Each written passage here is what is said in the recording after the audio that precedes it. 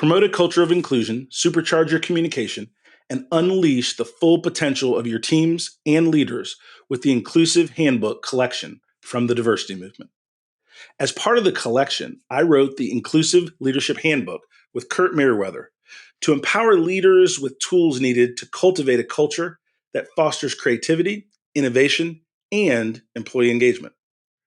Through strategies, exercises, and self-reflection, leaders at all levels can enhance their effectiveness. Learn more at thediversitymovement.com/store.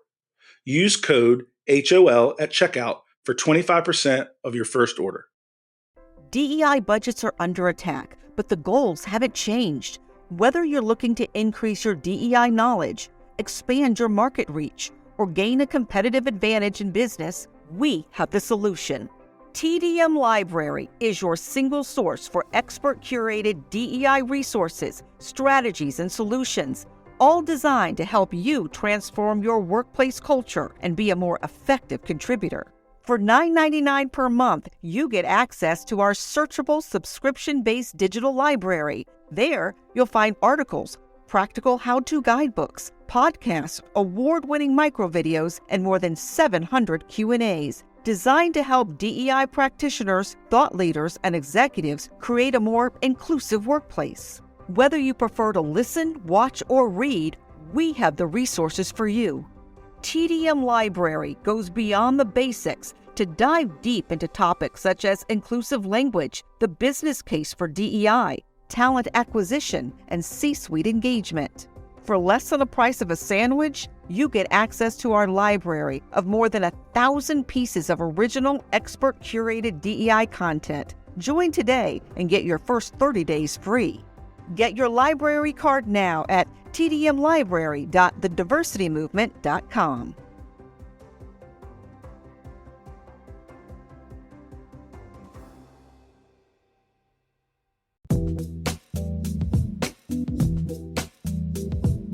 Welcome to the Hustle Unlimited podcast, where our mission is to inspire greatness in people who are chasing their dreams. We'll give you access to entrepreneurs and business leaders who will give you the fuel to chase the dreams that you have. All of our guests want to give back to the next generation of leaders by sharing the details of their journey and the lessons they've learned along the way. Please welcome our host for Hustle Unlimited, Donald Thompson, and this week's guest, Patrice Andrews. Patrice is the Chief of Police for the town of Morrisville, North Carolina. Hello, my name is Donald Thompson, and I'm here with Hustle Unlimited. And before we get started, I want to just give kind of the ground rules for today and anytime you listen to our podcast. Number one, all dreamers are allowed. Number two, we're looking to give you guys information, guidance, and motivation to take that leap of faith to chase the dreams and goals that you have. Anything we can do or say to promote that in a positive way means that we've achieved what we wanted and the reason that we did this podcast. And with anything further, I'm going to introduce Patrice Andrews, and fast friend and Chief of Police in Morrisville, North Carolina. Morrisville. Yes, not to be confused with Morrisville. Yes. And so if you wouldn't mind, take just a minute and give a little bit about your background. Where are you from? What brought you to North Carolina, that kind of thing. And then we'll chat for a minute. Okay, all right. Well, wow. Well, thank you. I'm very excited to be here. About me, I'm just a simple girl. You know, I grew up, was born in Raleigh. Stayed in Raleigh for just a little smidge period of time. Moved to Chapel Hill, was raised in Chapel Hill, north side part of Chapel Hill, which was predominantly African American. And I say back in the day, but during that time it's predominantly African American, but now it's just kind of a diverse cultural melting pot, if you will. Went to Chapel Hill High School, graduated from Chapel Hill High School in 1991, and I originally wanted to be a marine biologist. Okay. Yeah. That doesn't always happen. You know, that's life lesson number one. What you want to do isn't always what ends up happening. That's right. Right? There's a path for you. There's one that you've envisioned, but then there's one, I'm very rooted in my faith, and I believe that there is a path that was destined and determined for you when you were created. that he determined for you. So that's the chapter in my story. You know, I went to Hampton University, did very well at Hampton University, got very homesick, realized that you have to be great at biology in order to do anything related to marine biology. And that wasn't me. I just wanted to swim with fish and be in the water, but that just wasn't me. And so I was homesick. Both of my parents are from Chapel Hill. My mother is from the foothills of North Carolina, Wilkesboro. We call that God's country. And my father is from the Bull City, from Hickstown. All right.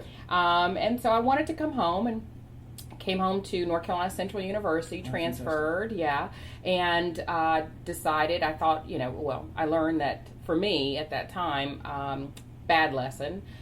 School is not an option. That going to class is not an option. I thought it was an option for me. I chose not to go to class. Got it. I'm sure some of our folks can relate to listening to us. Yes. And I'm kind of giving you the Cliff Notes story of kind of my life and how I came to be and sitting before you today. But I determined class was just not an option for me. I didn't feel like going. I fell in love, got booed up.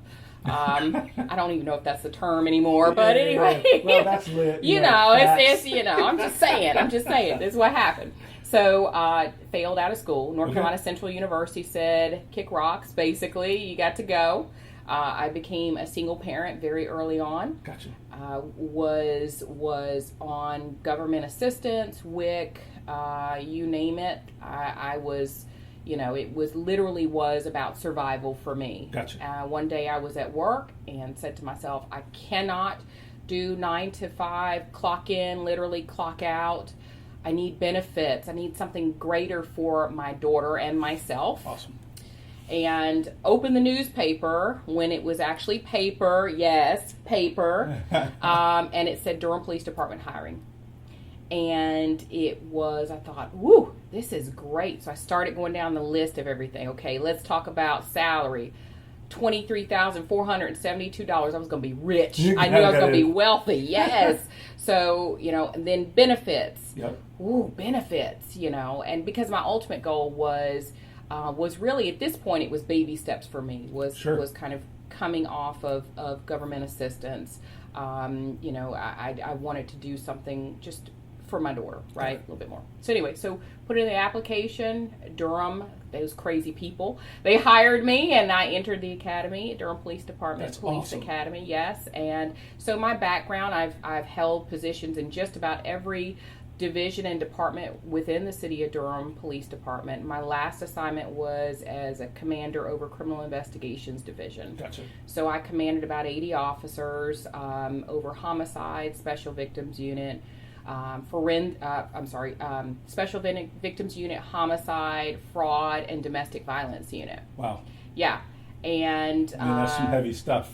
That's heavy stuff, right? You have you have crimes that you track by paper, and then you have the really violent, and then the victimization, the whole gamut of victimization. I was at last 2 years while I was at Durham Police Department, I was responding out to every single homicide. So you can imagine that getting there and seeing the violence that human beings can inflict on each other, it will wear you down. It will wear you down and wear you out. And then you really start to question, okay, what am I really here to do? I ended up applying to the Morrisville Police Department as their police chief. That's awesome. I was at the FBI National Academy during that time, and made my transition as the Morrisville Police Chief in June of 2016, and that's currently where I am now. Well, fantastic, and thanks for bringing us up to date. No, you did great, right? Because that's a quick synopsis. I want to key on a couple of things in the brief part of your story. Public assistance, single mom. These are statistics to where a lot of people can easily give up. Why didn't you? Why didn't you look at those statistics, look at those odds, and keep going? It was not easy, but my foundation in what I believe in is beating the odds. I always believe that in life you should strive to be the outlier, because when you're the outlier, there's innovation. You become more innovative. You can see beyond kind of what's in the square room, right, and see different. Please, I'm not trying to sound like a cornball, but I see life as color. It's vivid and it should be valued. And while we see red in the chairs, there's a different story to that color. That's right. So, for me, that's what kept me going. That I wanted to provide more. I wanted my daughter who, she just wanted pigtails that were even. I wanted her to be proud of her mommy. I wanted my parents to be proud of me, because I will tell you, I made a commitment that I was never going back home. Not because my mom and dad would not have me, but I didn't want to be a burden. I wanted to be successful. I wanted them to be proud, of me. And ironically enough, they never knew what I was going through until WREL, until we did the interview with Lena Tillett. Wow. They never knew. They never knew about my victimization. They never knew about me being on welfare and on WIC, and they never knew about it. And I told them, one of the things that I told them, I said, you guys raised me to stand on your own 2 feet and to survive, right? And to never question my path. And that's, I really kind of applied that back, and it is doable. And I think when we were talking, I said, before we came on, I said that if it was easy, everybody would do it. That's right. If life was easy, if these journeys were easy, everybody would do it. You wouldn't learn a thing, and you would have no knowledge to pass on to somebody else. That's right. Right. One of the things I found in success in life, business as a parent, and we've all had failures and things to overcome, but your current circumstance is not your destiny. Yeah. And so many people listen to the voice that puts them down versus the voice that lifts them up. Mm-hmm. And one of the things that I would ask you, as I was reading a little bit about your background and some of the things, tell me a little bit about, switch to career a little bit, and tell me a little bit about the FBI training, right? The time you spent getting that additional education to really prepare you for leadership in law enforcement. Well, that was it. That was an intensive, so it's a 10-week executive course that's actually at Quantico. Which we see on the TV. Oh my gosh. Yeah, I'm like, whoa, there's some bricks there. I recognize those bricks. I mean, the building, and of course, it's interesting because you're also, while you're at the FBI National Academy, you're also there with the agents that are in training. Gotcha. So you're walking the same halls with them, which is really cool, right? And you're seeing, man, I remember when I was 20-something years old, Right. But it was interesting because you have police, law enforcement executives that come from this entire beautiful world of ours, that come from all walks of life. Some of my brothers and sisters that I've met and that are from Australia and Japan and Africa, and these are bonds and relationships that you form. Their perspective on women in policing, right, can be a bit different. And I realize because they look through a different lens. So it's not necessarily wrong. It's just not. It's different. It's different, right? And so in that is kind of the opportunity, to sit down and have those conversations, those critical conversations about women in policing, about minorities in policing, minorities and women in our world. And in roles as decision makers and leaders, executives, leaders, and then even so I'll tell my staff all the time, you don't have to have the brass on your collar. You don't have to have that title to be a leader, because anybody can be a supervisor, right? I can get you to do what I want you to do because I'm your supervisor, but a true leader will, without even saying it, you inspire people, or you want, and you also learn, right? A true leader will say, show me how to do that. That's just like when we were getting ready for this, I love how you just like, listen, I just tell me what you need from me to do. That's right. I got this. You guys know I'm here to learn. Tell me what you need. That's right. To make it successful. No, that's really, really powerful. I think I'll seize on one thing and extend it. A lot of times people think leadership is just positional, but you can lead from whatever level you are in the organization, and you can always be a good example. And when you're trying to achieve, a lot of times, and I hear this when people say, well, how do I be a CEO? What do I need to do to own my own business? And the first thing it gets people off guard is you need to be productive where you are. Yes. A lot of people are always wanting to know, what do I need to do to take the next step? But they need to be excellent in the job that they're fulfilling today, because excellence is the transferable leadership skill, right? And then once you're a good example, other people start to ask more of you. Yes. Once people start to ask more of you, that's where then it's opportunity. Absolutely. Is where we found. Let me ask this. And a lot in our society today, in terms of law enforcement, is not positive. There's a perception of us versus them. Yes. As an African American male, there is a perception that I should be afraid of the police. Right. That young people coming up see this imagery. What would you do or say that could educate people to think differently, to understand a little bit different flavor of those that wear the uniform and are chartered with really protecting us? Well, I will tell you this. One of the things that I've always said is that uniform and that badge, that's not who I am. I am Mom. That's who, when my daughter calls me Mom, my son, Mom, stop. That's who I am first. I am a wife. I am a black woman that happens to be a police chief, a police officer. That's powerful. Right? So I'm affected in that order. Gotcha. In my job. Right, and so that's what I would say first is really it's how we on both sides. So with our community, with law enforcement, it's really about creating that opportunity that we can step in each other's shoes and actually see a different side to each other. Yep. I think that's really important. I think familiarity is extremely important.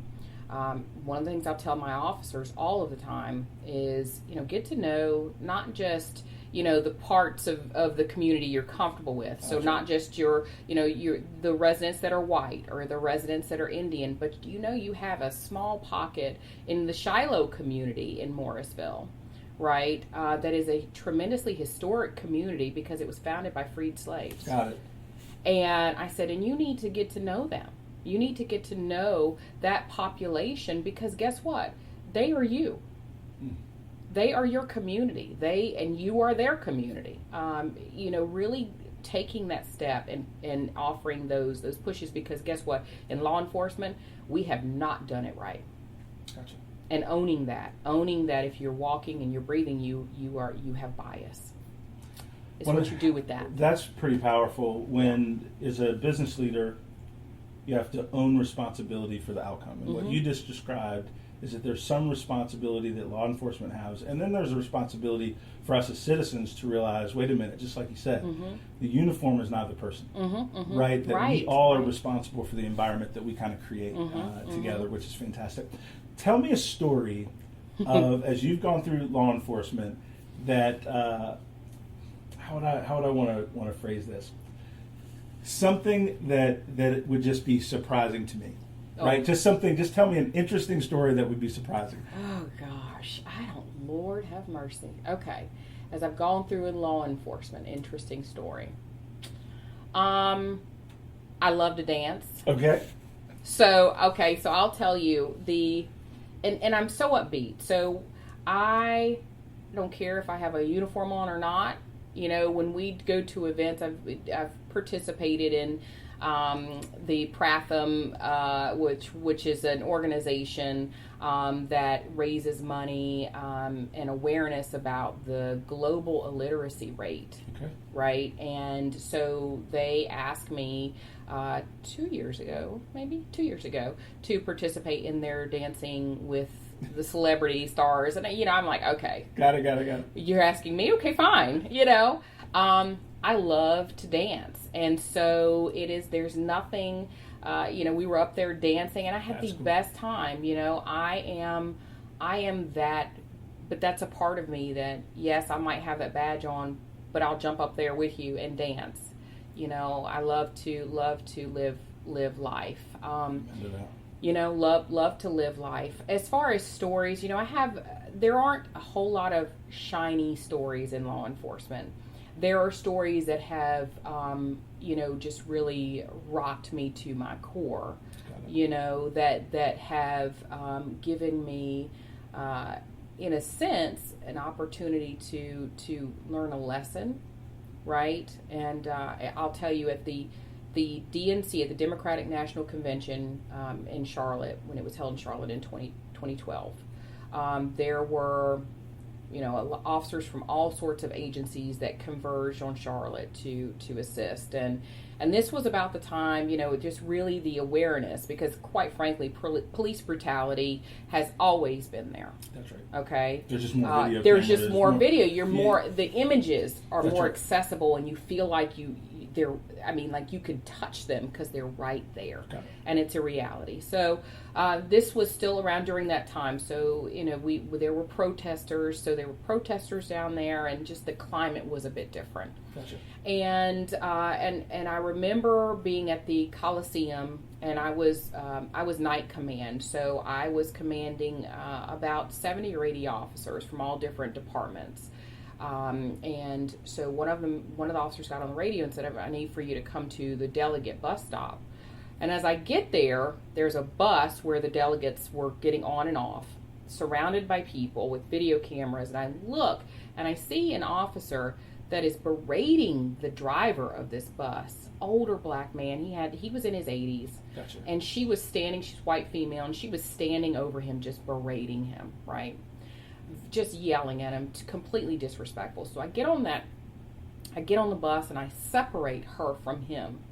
And now he's at to me, I consider a very submissive level, because he's sitting down and she's standing over him. Gotcha. Right? And I asked him, I said, so what happened? And he stands up, because he's getting ready to tell me a story, right? He's telling me what's going on. Well, she just goes into full attack. And grabs him by his collar, this poor man, and in trying to keep himself from falling back, he grabs her arms. She looks at that as an attack, and so she starts kicking, and so I step in between them, and she launches a nice solid kick at me and starts like she's going to come at me, and so I shove her back and I send her off the bus.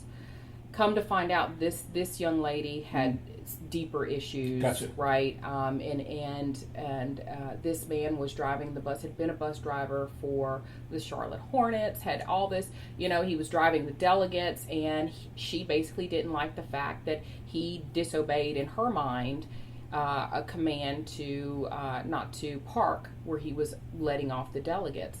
But I tell that story to say this was one of the first times that I ever really understood that as law enforcement, right, we have a job to check each other and not allow that brutality to go on.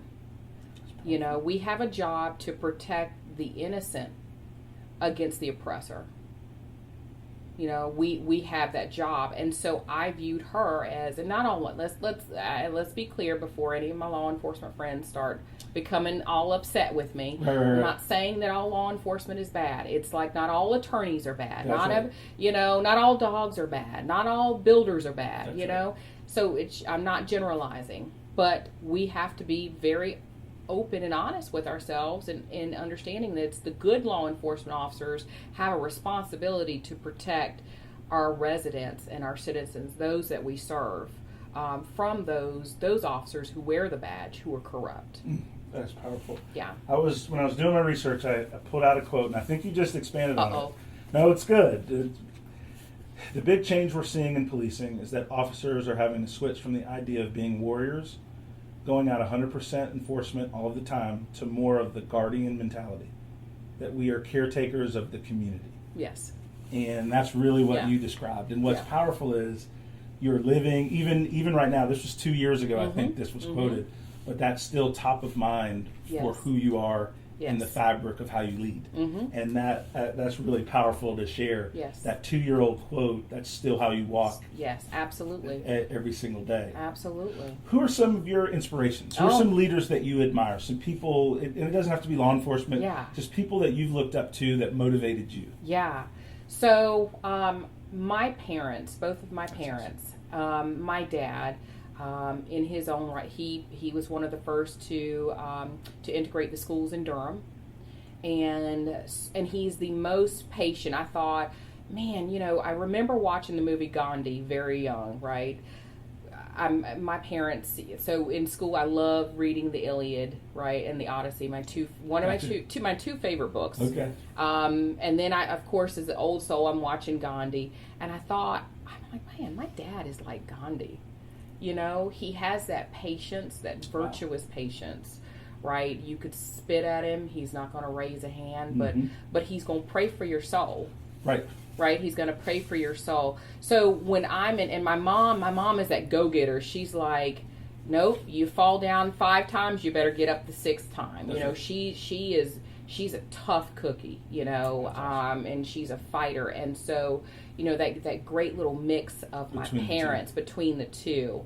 I pride myself on, my nest of friends, right? Sure. Of good girlfriends that are bosses. That's awesome. They may not run their own companies or but they, in just their thinking, they are powerful women and forces to be reckoned with.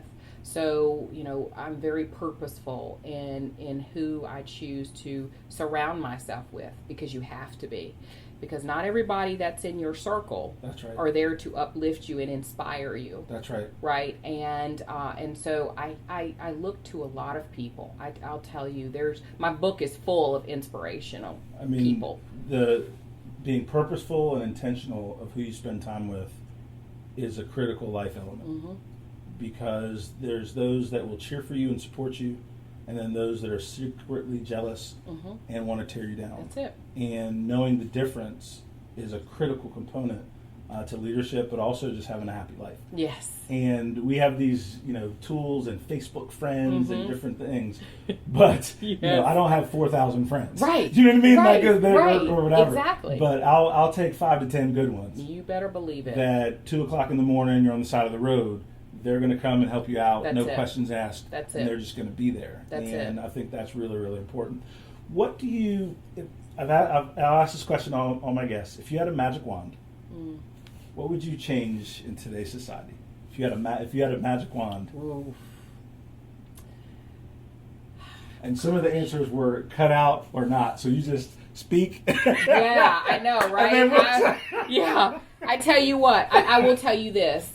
I would change the rhetoric that's going on in our current government. I would make, that's one of the first things I would change, because people look to leadership to inspire and bring out greatness. Sure. And when you don't have leadership that inspires and brings out greatness, all sorts of evil finds its way of working itself in, right? And when there's people that are still searching for where they belong, they look to anyone that they can grasp to, regardless of what the lesson is. So I would say, without sounding like, I want world peace. My God, why can't we have world peace? Right. Why can't we have world peace? Why can't we have prosperity for everybody? Why can't we have, you've seen the really great graphic, the beautiful picture that talks about equity and equality. Yep.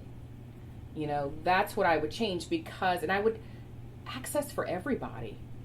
It's interesting.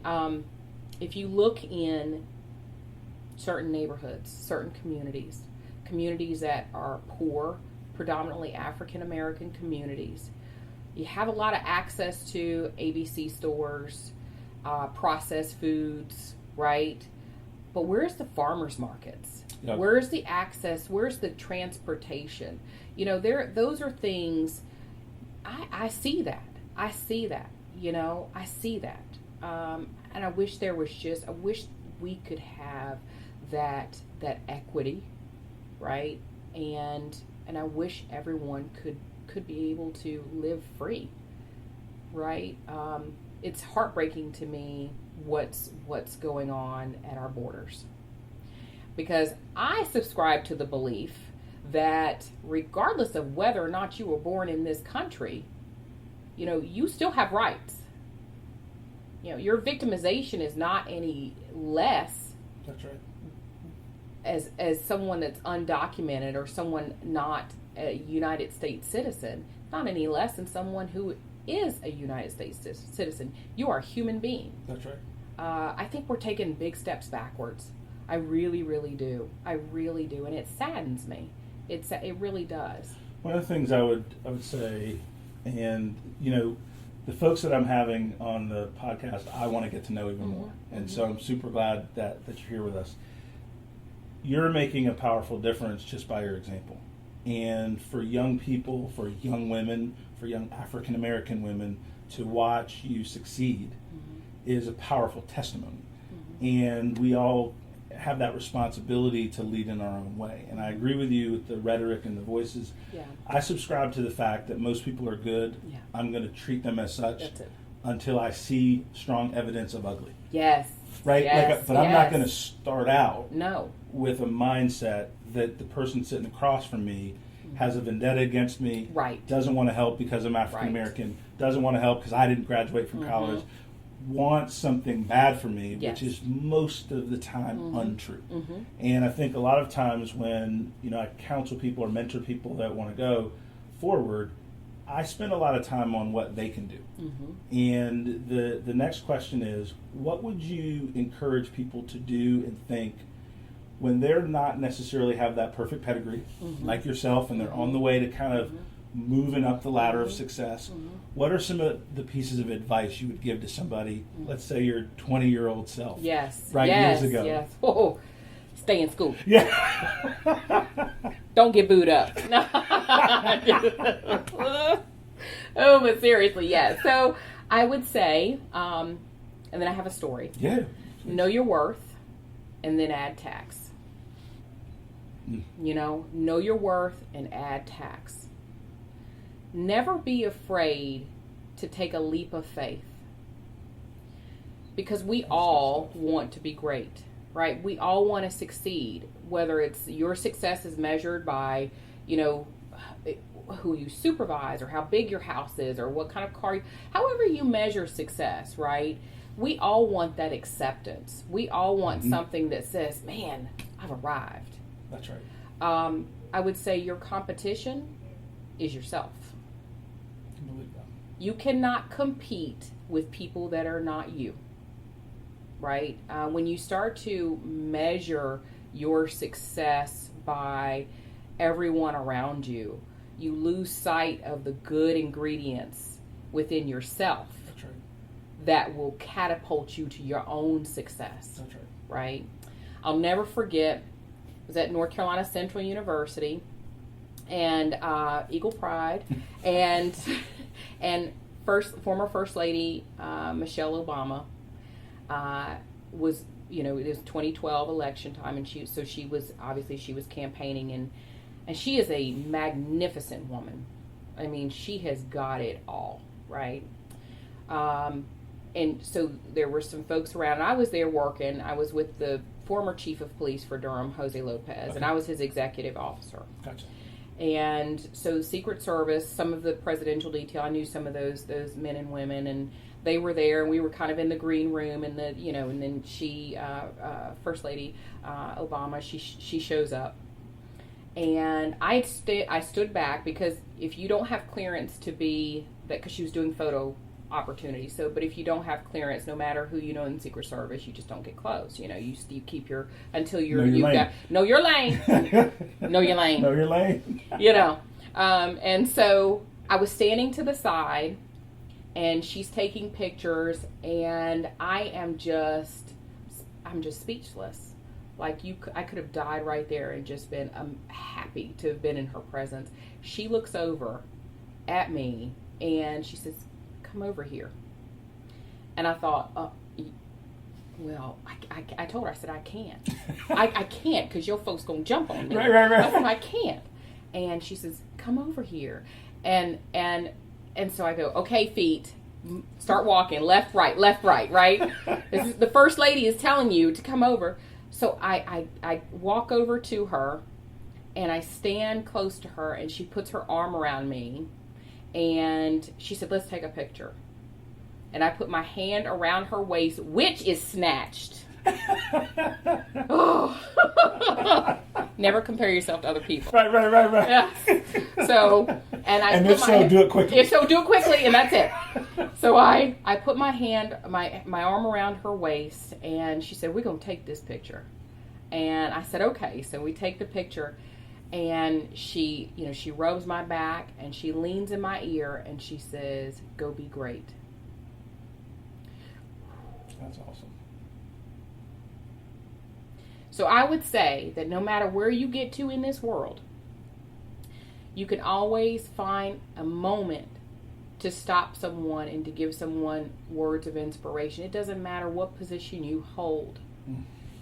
You know, my daughter is a teacher in Nashville, Tennessee, and she teaches at a charter school there. Beautiful black and brown kids, right? Our beautiful babies. Oh my gosh. Underserved community.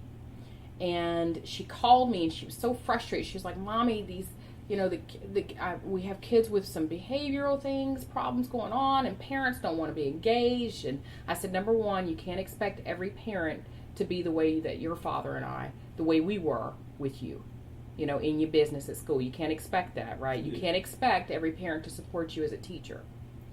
I said, but what you have in your control is the ability for 8 hours a day to tell these kings and queens how great they are. And she said, you're right. And I told her, never miss an opportunity to tell them how amazing they are, because that might be the only time anyone tells them how beautiful, how strong, how capable. They're going to grow up to be amazing forces of nature. They're children of God, created in His image. I said, you never miss an opportunity to tell them. And everything else, don't worry about it. Talk on some of the community things that you're involved in, believe in. And then also, I do talk to my guests, just remember, like, how can I help? Yeah. Right? Like, that if, a month from now or a week from now or whatever, if there's something I can be effective, that I want to do it and up to. Absolutely. So I will tell you this is that every year, Boys and Girls Club of Wake County, and really Boys and Girls Club, period. I know so many tremendous men and women that were a part of the Boys and Girls Club growing up, that this is really the whole foundation of what the Boys and Girls Club is built upon has changed so many lives, right? And Boys and Girls Club of Wake County, every year we do a back to school shopping event. So we do a virtual shopping event, and we do also an in-store, which you were a part of so tremendously. We do an in-store shopping event, and there is nothing more humbling than bringing in 20 kids, right? And they rejoice about getting a new backpack. Yep. Because I think we sometimes lose sight of the fact that we have so much, and there are so many that have so little. Yes. Right. So that is something that every year we do every single year. Habitat for Humanity is huge. I'm really about giving back, whether it's giving back in a way that fulfills your community or is more broader reaching. In the Morrisville Police Department, we believe in just being present, showing up, making a kid's day. If we can show up at a birthday party, we do that. I know that's not in the traditional, right. I hear that all the time. I'm like, stop with that, We are guardians, and yes, we can be warriors when we need to be, but it's because when you create those relationships, down the road, you start to grow a fruitful tree. That's right. From that. We are all responsible to inspire others, to give back the blessings we've been given. And you are a caretaker of that responsibility that I admire. And that's really that's really all I'll say. And really the reason that I'm doing this small thing is so that we can reach a bigger audience right, for some of the superstars next door. Yes. That we can really help Yes. some others. And it's a passion project for me, but it's a passion project that I believe will have a big outcome. Yes. And just in the first couple of folks that we've talked to that have really shared in a really, really powerful and authentic way, right? It's like we're leaving the buzzwords and the BS outside the door, Yeah. and we're just talking Yes. so that people can really understand and believe that they can have a better way too. Absolutely. I appreciate it. Thank you. I appreciate Thank you. it so Thank much. you. Thank you. Oh, I appreciate it very much.